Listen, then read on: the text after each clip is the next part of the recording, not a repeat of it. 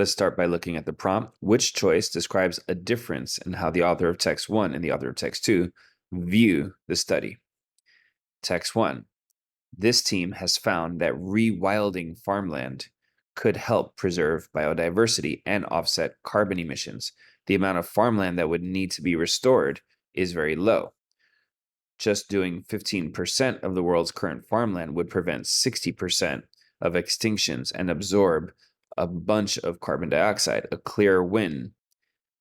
So, rewilding, even a little amount of it, would have a huge impact, according to text 1. Text 2. While their findings offer encouraging insight into the benefits of rewilding, it's important to consider potential effects on global food supplies. They suggest that to compensate for the loss of food-producing land, remaining farmland would need to produce even more food.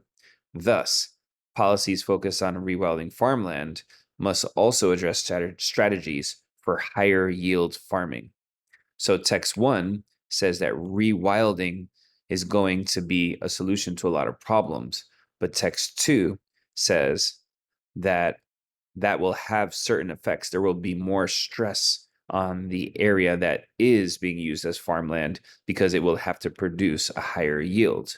So let's look at the answers. Let's start with B. The author of text 2 claims the percent of farmland identified is too low. It wasn't that it was too low. It was that there was a concern about the amount of stress put on the farmland. C.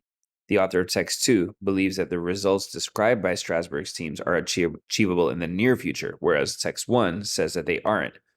We didn't see anything about whether or not they were achievable in the near future. D. Text 2 focuses on the effect on carbon emissions. Text 1 focuses on the effect on biodiversity. Well, we saw more about carbon dioxide in text 1 than in text 2. So that's the problem with D.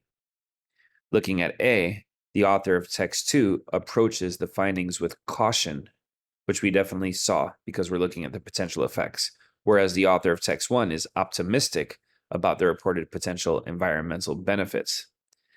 And we definitely saw that. We saw optimism in the sense that it was going to prevent extinctions and absorb carbon dioxide, a clear win in the fight against the biodiversity and climate crises. So the answer here is A.